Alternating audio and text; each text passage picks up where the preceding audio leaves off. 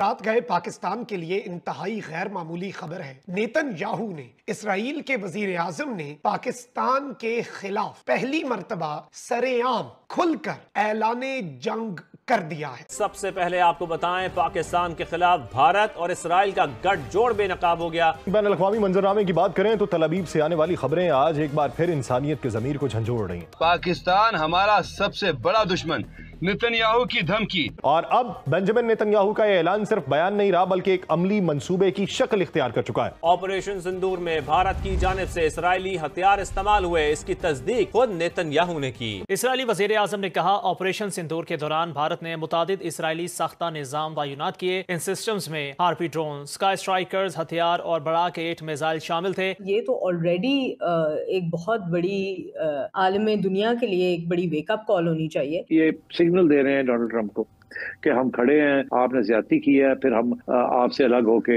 हम दूसरे कैंप में भी जा सकते हैं। ये सूरत हाल जाहिर है कि पाकिस्तान के लिए बड़ी तशवीशनाक है। यक्का तो इजराइल के हाथ में भी है, और इस सिचुएशन में जब तलखी है और नरेंद्र मोदी कहते हैं कि ऑपरेशन सिंदूर जारी है, तो बेंजामिन नेतन्याहू ने भारतीय सहाफ़ियों से गुफ्तगू करते हुए कहा कि उन्होंने वेपन्स दिए थे ड्यूरिंग ऑपरेशन सिंदूर जो इस्तेमाल हुए पाकिस्तान के खिलाफ। तो इस पर पाकिस्तान का रद्द-ए-अमल क्या होना चाहिए? पाकिस्तान का रद्द-ए-अमल तो पाकिस्तान को तो पता है, आज से नहीं पता, कब से पता कि Indian arm forces, Indian intelligence, Indian spy agency ये बिल्कुल ऐसे है with Israel, with Mossad, with the IDF, with the Israeli government. ये आज से नहीं है। मैंने एक प्रोग्राम में बात की थी जिसके ऊपर कुछ लोगों को नाराजगी का इजहार किया उन्होंने कि मैंने बात क्यों की है ऐसी। दरअसल ये हमारी पुरानी इस्टेब्लिशमेंट, नई इस्टेब्लिशमेंट या इस्टेब्लिशमेंट समझे, उसके अंदर एक सोच है कि ये जो इजराइल का नेक्सस है विद इंडिया, ये पाकिस्तान के लिए बड़ा खतरनाक है और किसी तरीके के साथ इजराइल को न्यूट्रलाइज किया जाए। तो देखिए ना, तो हमारे प्रोग्राम में भी हमने ये डिस्कस किया था कि इजरायली टूरिस्ट के लिए जगह बना ली गई है कश्मीर के अंदर। वो actually they are not tourist, they are Israeli army people. उनको भी एक छोटी सी जगह दे दी गई है कि आप घूमें यहाँ, फिर बनाए, सेटल करें यहाँ। दूसरा ये कि ये सारे जो ड्रोन टेक्नोलॉजी है इंडिया की, जैसे हमने टर्की से और चाइना से सीखी है, उन्होंने इजराइल से सीखी है। और इसी तरीके के साथ हमें ये खबरें आ रही थी कि ड्यूरिंग द कॉन्फ्लिक्ट 15 से 20 इजरायली आर्मी पीपल वो they came to Delhi to advise the Indian army. तो मतलब है ये चीजें छुपी भी नहीं है, they are all on international record है ये।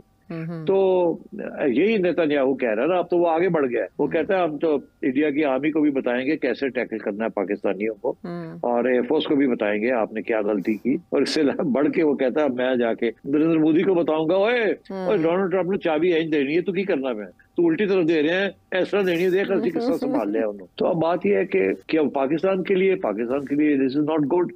जितना इजराइल इंट्रेंच होता है द इंडियन आर्म फोर्सेस और इंडियन इंटेलिजेंस, उतना पाकिस्तान के लिए खतरा है। मैं यही किया ना कि इजरायली आके उनको और ट्रेनिंग दें, ये करें वो करें, हथियार दें जो कि अमेरिका से आते हैं और इधर चले जाते हैं। इजराइल ने सबसे इम्पोर्टेंट सॉफ्टवेयर तो दे दिया है ये इंडियंस को, which is the Pegasus software, जो कि वो जो कि सब दुनिया के जहाँ चाहे उसको टारगेट करके वो सारा सुन सकते हैं, लोगों की व्हाट्सएप और सिग्नल और टेलीग्राफ की जो कॉन्वर्सेशंस हैं और कम्युनिकेशन है। तो इसलिए I think the closer India gets to Israel the bigger the problem for us. But Sethi sahab, मेरा जो सवाल है वो ये भी मैं आपसे जानना चाहूंगी कि तुर्की और चाइना ने पाकिस्तान की जो भी मुआविनत की इस हमले के दौरान मई में, किसी ने खुलकर इस तरह से पोजीशन नहीं ली, लेकिन एक वजीर आजम इसराइल का वो ओपनली पोजीशन ले रहा है और कह रहा है हाँ हमने मदद। तो ये तो खुलकर पाकिस्तान के खिलाफ आने की बात है। यही प्राइम मिनिस्टर जो आज प्राइम मिनिस्टर है, इसने 10 साल पहले 12 साल पहले कहा था कि हमारा सबसे बड़ा दुश्मन पाकिस्तान है। यही कहा था ना, उसका क्लिप तो बहुत दफा दिखाया लोगों शो में हमने चलाया ये था। तो हाँ, और ये तो इजराइल का ये व्यू है, वो मसला उसका यही है ना कि हमारे पास एटम बम है, सब दुनिया को ये खौफजदा है कि हम एक्सपोर्ट ना कर दें, ये हम टेक्नोलॉजी ना दे दें, ये हम सेंट्रीफ्यूज टेक्नोलॉजी ना दे दें सऊदी अरेबिया को या ईरान को। और तो इस किस्म के प्रॉब्लम्स हैं। और आपको पता है जो किताबें भी लिखी गई हैं इस सारे सब्जेक्ट के ऊपर, तो बड़ी कड़ी नजर है पाकिस्तान के ऊपर। और ये एक प्रेशर है कांस्टेंट, ना इधर हो ना इधर, वी आर वाचिंग यू। इसीलिए one of the other arguments is के अफगानिस्तान के अंदर बेस क्यों चाहता है अमेरिका बगैर में, वहाँ क्या, वहाँ बैठ के वो देख, keeps an eye on your nuclear program, constantly monitor it and your other military activities, and of course Iran. तो ईरान और पाकिस्तान राइट, अब समझ आया बात। ठीक है, लेकिन अब पाकिस्तान को भारत के अलावा इसराइल की एक्टिविटीज पर भी नजर रखने की जरूरत है। इस एतराफ़ के बाद इसराइली वज़ीर-ए-आज़म बेंयामिन नेतन्याहू ने एतराफ़ किया है कि ऑपरेशन सिंदूर में जो भारत ने इस्तेमाल किए थे ड्रोन्स, वो इसराइल ने फराहम किए थे, यानी इसराइल ने मदद फराहम की थी। और जो मुख्तलिफ मकामात पर पाकिस्तान में हमले किए गए थे उसमें भारत को इसराइल का ताउन हासिल था। ये एतराफ़ खुद नेतन्याहू कर रहे हैं। गुज़श्ता एक दहाई के दौरान भारत ने इसराइल से तकरीबन $2.9 अरब मालियत का फौजी साजो सामान खरीदा, जिसमें रेडार, निगरानी और जंगी ड्रोन्स और मिसाइल शामिल हैं। ये कोई छोटी डेवलपमेंट नहीं है, इस डेवलपमेंट के बहुत दूर रस नताइज हैं। और एक ऐसे मौके पर जब डोनाल्ड ट्रंप ने एक स्टेटमेंट दी है, डोनाल्ड ट्रंप की स्टेटमेंट अब्राहम अकॉर्ड के हवाले से है कि अरब ममालिक इसराइल को तस्लीम करें। एंड उसी मौके पर दुनिया की वाहिद इस्लामी एटमी ताकत के हवाले से नेतन्याहू का उस पर हमले और जंग का ऐलान, ये बहुत तशवीशनाक और पूरे के पूरे ग्लोबल पॉलिटिकल स्फीयर को तब्दील करने वाली डेवलपमेंट है। दुनिया की एक वाहिद एटमी इस्लामी ताकत है और वो है पाकिस्तान। नेतन्याहू ने नाज़रीन इकराम पहली मर्तबा ऑफिशियली कंफर्म किया है ट्वीट करके कि उसने इसराइल ने सपोर्ट फराहम की ऑपरेशन सिंदूर में पाकिस्तान के खिलाफ। और नेतन्याहू ने नाज़रीन इकराम इसराइल के किरदार की तस्दीक की है मई के अंदर, जब इंडिया ने पाकिस्तान के शहरों के अंदर स्ट्राइक की, ऑपरेशन सिंदूर किया। खैर, अब नाज़रीन इकराम मैं आपको यह बताऊं कि नेतन्याहू ने एक ट्विटर के ऊपर जो